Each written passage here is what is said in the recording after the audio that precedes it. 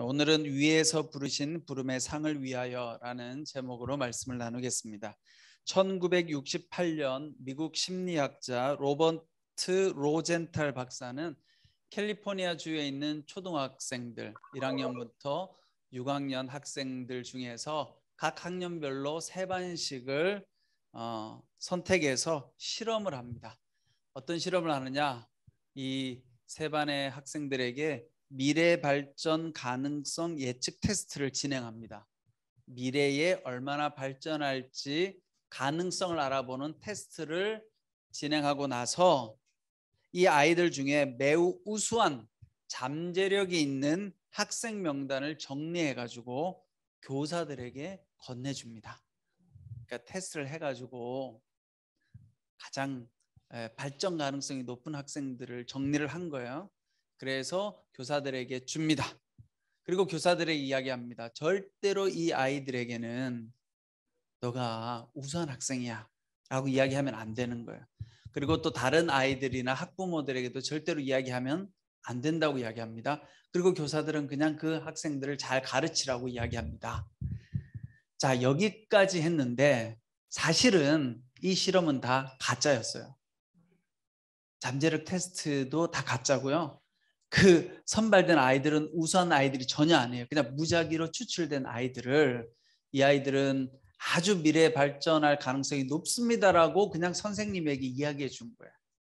자, 1년 뒤에 이 로젠탈 박사가 이 초등학교를 다시 찾아가서 우수한 학생이라고 뽑았던 그 아이들이 얼마나 변화되었는지를 살펴봅니다. 그렇게 살펴보니까 여러분 어떤 결과가 나왔을까요? 그렇죠. 엄청난 변화가 일어난 거예요. 엄청난 가능성이. 심지어 어떤 학생의 성적은 몇 배나 뛴 거예요. 그전 학년에 있을 때보다 몇 배나 뛴 거죠. 이 실험 결과를 통해서 이 로젠탈 박사가 결론을 얻습니다. 학생에 대한 교사의 기대가 학생들에게 더욱 노력하여 자신을 변화시키게 만들었다는 거예요. 아무래도 교사 선생님 마음속으로 야, 제가 우수한 학생이래 하는 걸 알게 됐잖아요. 그렇죠? 그러니까 이 교사 선생님도 기대를 하는 거예요.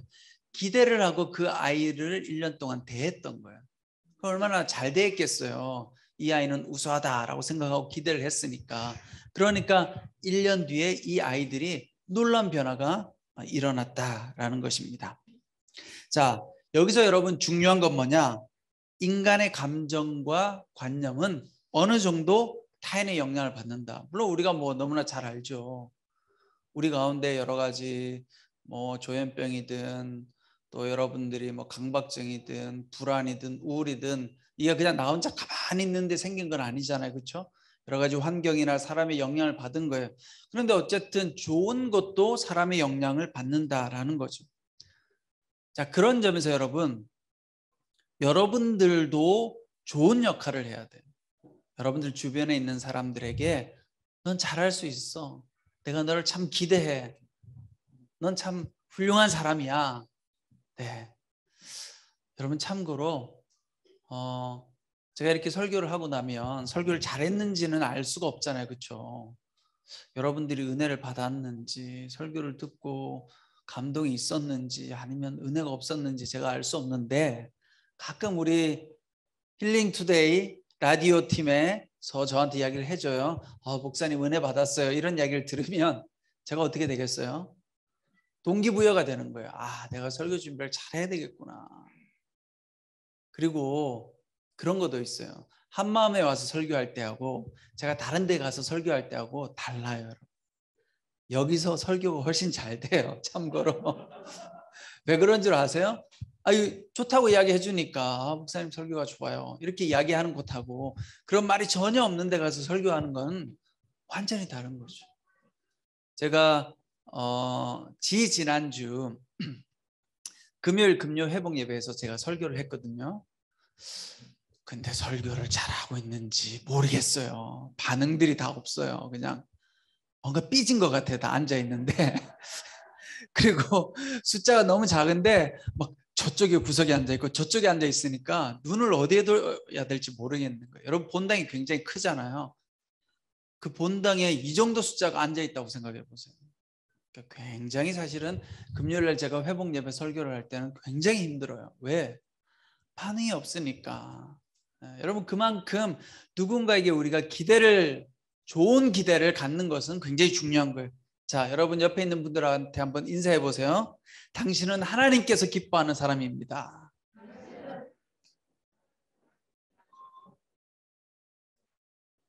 네. 그러니까 여러분 만날 때마다 그렇게 이야기해 주셔야 돼요. 당신은 하나님께서 기뻐하는 사람입니다. 기뻐하는 사람입니다. 하나님 당신을 너무나 사랑하십니다. 이렇게 이야기를 해주면 우리가 어떻게 해요? 하나님 나를 기뻐하신대. 물론 하나님이 기뻐한다는 말은 잘 안 와닿잖아요. 그렇죠? 그러니까 난 당신을 볼 때마다 참 기뻐, 행복해, 집사님이 좋아요. 이렇게 이야기해 주면 어때요? 교회 올 때마다 설레이겠죠. 네. 자, 오늘 네 그렇게 해주세요. 서로가 당신이 있어서 너무 좋아, 행복해. 네, 물론 그렇게 행동 안 할지라도 이게 중요해. 그렇게 행동 안 할지라도 당신이 있어서 너무 행복해요. 자, 오늘 말씀은 사도 바울이 이 빌립보 교회 성도님들을 향하여 주시는 말씀인데 우리가 어떤 믿음 생활을 하고 살아가야 될지에 대한 말씀을 주고 있어요. 근데 이 빌립보 교회 안에는 어떤 문제가 있었느냐? 특별히 큰 두 개의 이단 사조가 있었어요. 첫 번째 이단은 어떤 이단이냐? 많이 들어보셨겠지만 유대 율법주의자들이에요. 이 유대 율법주의자들은 율법을 잘 지켜 행할 때, 도덕적인 삶을 열심히 살아갈 때 구원을 얻을 수 있다라고 주장하는 사람들이에요. 여러분, 이 유대 율법주의의 문제가 무엇입니까? 우리가 율법을 잘 지키고 어쩌면 그 교회가 원하는 규칙을 잘 지켜서 구원을 얻을 수 있다. 선한 도덕적 삶을 삶으로 말미암아 구원을 얻을 수 있다라고 이야기하면 예수님의 십자가 사건이 무효화가 되는 거예요. 예수님께서 여러분과 저의 죄를 공짜로 사해 주셨는데, 그래서 우리는 구원을 얻었는데 그 예수님의 십자가 사건을 무력화시키고 자꾸 뭔가 우리가 노력을 해야 된다는 거예요. 하나님이나 예수님께서 기뻐하실 만한 행동을 해야 돼. 자, 이게 빌립보 교회 또 초대 교회 안에 들어온 유명한 이단 중에 하나인데, 이런 이단적 생각을 오늘 우리가 많이 하고 있다는 거예요. 여러분 한번 생각해 보세요. 여러분들 가운데 늘 그런 마음 갖고 있지 않으세요? 내가 하나님 볼 때 내가 열심히 못 살았는데, 지난주에 말씀도 많이 못 읽었는데, 세상에 나가서는 세상 사람들하고 비슷하게 행동했는데, 그래서 늘 자책감을 느끼잖아요. 이게 뭐예요? 유대 율법주의 영역. 똑같이 예수를 믿었는데 많은 사람들이 은혜의 예수님을 못 만나고 자꾸 율법의 예수님을 만나는 거예요. 나만 그러면 상관없는데 다른 사람한테 또 어떻게 해요? 전가하는 거죠. 너 왜 그렇게 사니? 너 왜 새벽기도도 안 나와? 너 왜 말씀도 안 읽어? 넌 왜 예배도 열심히 안 나오니? 이렇게 자꾸 정죄하는 거예요. 무슨 일이 생기면 어떻게 이야기해요? 너가 그렇게 행동하니까 그런 일이 생기는 걸 거야. 우리가 조현병에 대한 오해가 요즘은 좀 낫지만 과거에는 조현병 걸리면 다 귀신 들렸다 그러고, 너가 열심히 믿음 생활 안 하니까 그런 거다. 이런 잘못된 생각들이 얼마나 여러분 많습니까? 이게 유대 율법주의자들이 갖고 있는 잘못된 생각인 거죠. 두 번째는 반도덕주의자들이었어요. 반도덕주의자들. 이들은 어떤 사람이냐? 자, 여러분, 구원은 예수님의 십자가로 우리가 구원 얻었잖아요. 그렇죠? 우리의 노력이 아니라 전적인 은혜로 구원을 얻었죠. 그러니까 이걸 또 악용한 거예요. 어차피 우리는 은혜로 구원을 얻는 거지 행위로 구원을 얻는 것이 아니잖아. 그러니까 마음대로 살아도 돼. 어차피 우리는 죄인이야. 육체로는 죄를 지을 수밖에 없어. 그래서 뭐예요? 비도덕적인 삶을 살아도 된다는 거예요. 이게 반도덕주의자들이에요. 이런 반도덕주의적인 신앙을 가진 게 오늘날의 구원파잖아요. 구원파. 네? 침례교회에서 나온 이단 사상 중에 구원파라고 하는 이단은 이런 거예요. 우리가 어차피 예수 그리스도의 은혜로 구원받았으니까 도덕적 삶은 아무렇게나 살아도 괜찮아. 자, 이 두 가지 잘못된 신앙을 가진 생각들이 빌립보 교회 안에 있었던 거예요. 이들의 문제점은 뭐예요? 한번 노력하면 그걸로 이제 끝났다는 거죠. 유대 율법주의자들은 내가 선한 행동으로 율법을 완성하면 그것으로 구원받았으니 이제 나는 끝이야. 이제 구원받은 존재야. 그 다음에 반도덕주의자들은 예수 그리스도의 은혜로 구원받았으니 이제 뭐 아무렇게나 살아도 돼. 이런 생각을 가진 사람들이 많았다는 거예요. 그런데 이런 사람들에 대해서 사도 바울은 올바른 구원받은 사람의 삶은 어떤 것인가? 어떻게 믿음 생활을 해야 될 것인가? 오늘 빌립보서 말씀을 통해서 말씀하고 있습니다. 세 가지를 제가 나누고자 하는데요. 첫 번째는 사도 바울이 이야기하는 성도는 어떤 사람이어야 하느냐? 아직 구원의 도상에 있는 사람이다. 여러분, 우리는 예수님을 믿고 구원 받았죠, 그렇죠? 그런데 구원의 완성은 일어나지 않았어요. 간혹 그런 분들이 있어요. 나 구원 받았어. 구원 받았으니까 이제 다 끝났어.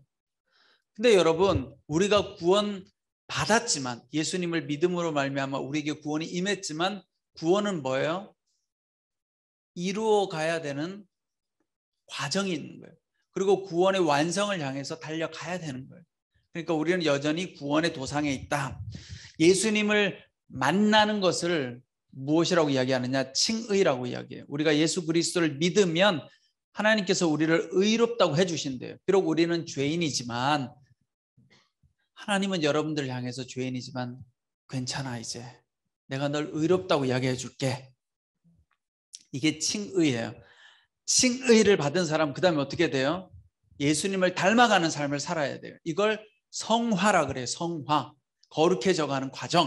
그러니까 우리 그리스도인들은 거룩해가는, 예수님을 닮아가는 삶을 살아야 되고, 마지막에 예수님께서 다시 재림해서 오실 때 우리의 몸과 우리의 영과 육이 다시 부활한단 말이에요. 잠자다가, 죽음 이후에 우리가 잠자다가 예수님께서 재림할 때 모든 이 땅에 잠자는 자들이 다 부활한다고 나오잖아요. 그렇게 해서 예수님과 하나 될 때 우리는 영화로운 존재가 되는 거예요. 그래서 그 과정에 있는 존재니까 우리는 어떻게 믿음 생활을 열심히 계속해 나가야 된다라는 거죠. 자, 그러면 이 믿음의 목적은 무엇인가? 우리가 영화의 삶을 향해서 달려가는데, 거룩한 삶을 살아가는데, 이 삶의 목적은 무엇이냐? 하나님께서 여러분들에게 다 부름의 상을 주셨다는 거예요. 다른 말로 하면 소명. 여러분들에게 사명을 주셨어요. 하나님께서 주신 사명을 소명이라고 하잖아요. 그러니까 여러분들이 소명을 향해서 달려가면, 나에게 주신 소명을 추구해 나가면 그게 성화의 과정이 되는 거예요. 예수님을 닮아가는 거예요. 그러니까 여러분들이 나에게 주신 소명이 무엇인지를 발견해야 되는 것이죠. 자, 두 번째는 13절에서 14절 말씀입니다. 13절과 14절 말씀 제가 한번 읽어볼게요. 형제들이여, 나는 그것을 붙잡았다고 생각하지 않습니다. 그러나 이 한 가지만은 말할 수 있는데, 곧 뒤에 있는 것은 잊어버리고 앞에 있는 것을 붙잡으려고 그리스도 예수 안에서 하나님께서 위에서 부르신 그 부르심의 상을 위해 표대를 향해서 쫓아갑니다. 자, 이 13절과 14절에 있는 말씀의 핵심은 한 일, 즉 뒤에 있는 것은 잊어버려야 된다라는 거예요. 제가 조금 전에 설명했던 것처럼 반도덕주의자들이나 완전주의자들은 이제 그들이 구원을 받았으니까 과거의 구원으로 모든 것이 끝났어 라고 생각하고 살아간다라는 거예요. 그래서 오늘 어떤 일이 일어납니까, 여러분? 오늘 많은 그리스도인들이 세상 사람들이 볼 때, 우리는 열심히 살지만 세상 사람들이 오늘 그리스도인들을 보고 실망하는 내용이 뭐예요? 그리스도인들은 더 이기적이야. 그리스도인들은 더 비도덕적이야. 그리스도인들은 더 불법을 많이 행해. 그러면 이게 뭐겠어요? 이게 바로 이런 반도덕주의, 또 완전주의 신앙하고 똑같은 거예요. 어차피 은혜로 구원 받았으니까 그냥 사는 건 세상에서 열심히 살면 돼. 불법을 행해도 되고 아파트 투기를 해도 되고 그냥 나만 잘 되면 돼. 우리만 잘 되면 돼. 나만은 아니네요. 우리 크리스찬들이 우리는 잘 되면 돼 이거잖아요, 여러분. 이게 뭐예요? 이게 바로 반도덕주의죠. 내가 은혜로 구원받았으니까 그냥 아무렇게나 살아도 돼. 자꾸 안 바뀌잖아요. 한국 교회가 왜 안 바뀌어요? 이런 생각을 갖고 있는 거예요. 이게 이단적 사고인 거예요. 이단적 사고. 하나님 나에게 주신 소명에 대한 관심도 없는 거예요. 여러분들에게 다 하나님께서 소명을 주셨어요, 여러분. 또 어떤 분들은 과거에 이런 것뿐만 아니라 과거에 잘못된 것을 붙들고 잊어버리지 못하고 살아가는 거예요. 과거에 잘못된 것에 매여가지고 나는 이거밖에 할 수 없는 존재야. 나는 여기까지인가 봐. 여러분 우리가 그렇게 좌절하고 절망하고 살아가는 경우가 얼마나 많습니까? 사도 바울도 여러분 과거에 잘못이 있었죠. 사도 바울도 이 두 가지가 다 있었어요. 율법주의자로서의 삶도 있었고, 사도 바울은 율법에 아주 능통한 사람이었잖아요. 그렇죠? 그래서 그는 율법을 다 지켰어요. 그것으로 구원을 받았다고 생각했어요. 근데 예수님을 만나고 나서 그가 깨닫게 되죠. 아, 내가 죄인이구나. 근데 여러분 여기서 보세요. 바울이 과거의 일에서 풀려나지 않았더라면 그는 하나님의 사도가 될 수 없었을 거예요. 왜냐하면 바울이 뭘 잘못했죠? 예수 믿는 사람들을 너무 많이 핍박했잖아요. 그렇죠?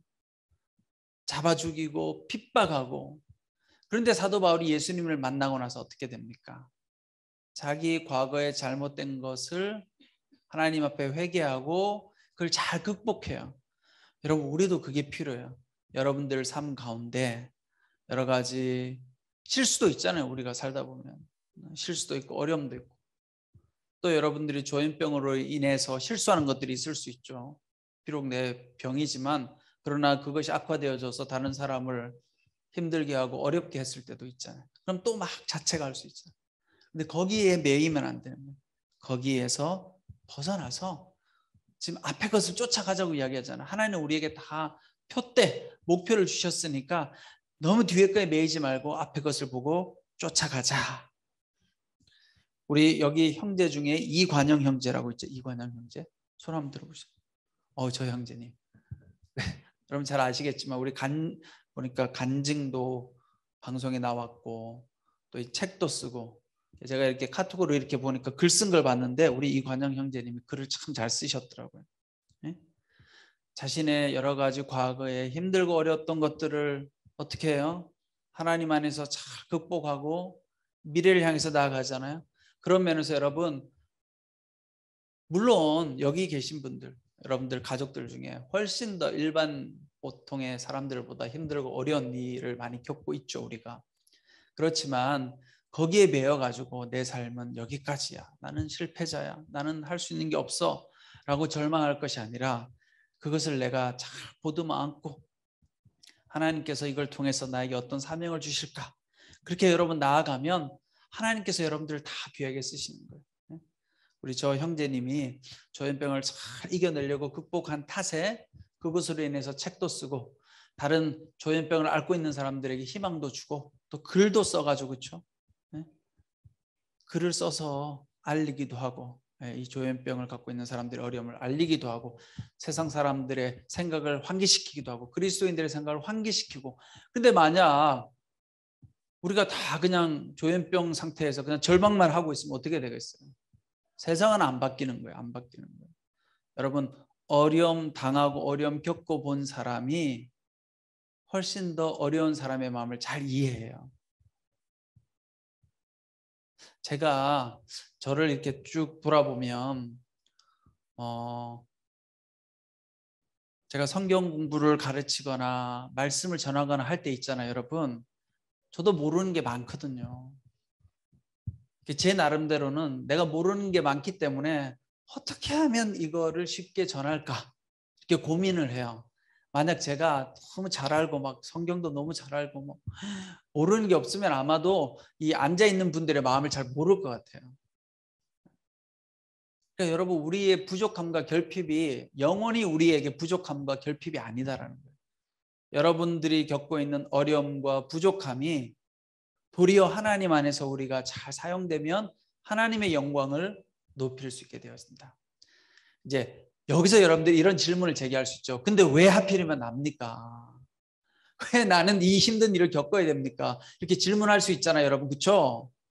이왕이면 그냥 조현병 이런 거 안 걸리고 그냥 평범하게 살면서 하나님 영광 나타내면 되는데 왜 나한테 이런 일이 있습니까? 라고 질문하시죠. 그렇죠?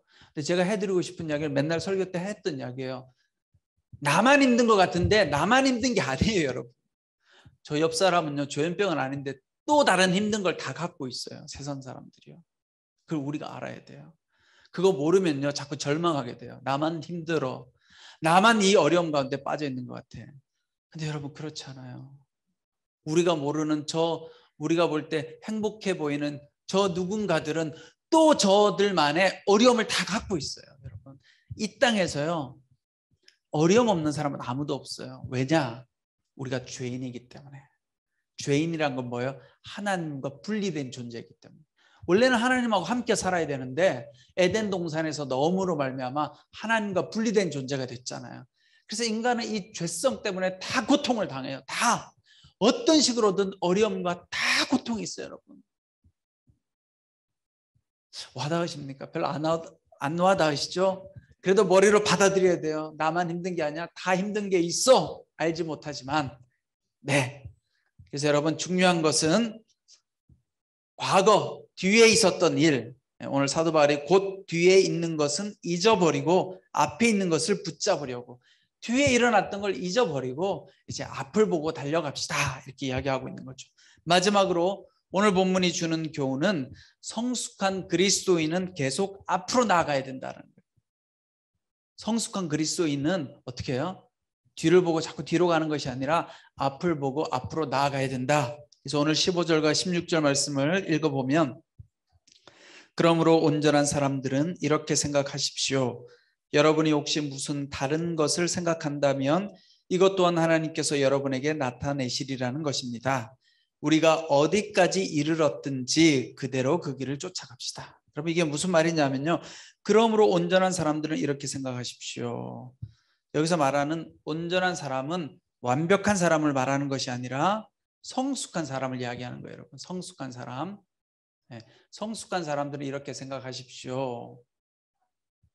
여러분 성숙하다라는 것이 무엇일까요? 성숙하다라는 것은 내 안에 여전히 부족함과 연약함이 있다라는 걸 인정하고 받아들이고 앞으로 계속 나아가려고 하는 사람이 성숙한 사람인 거예요. 여러분 성숙한 사람은 완벽한 사람이 아니에요.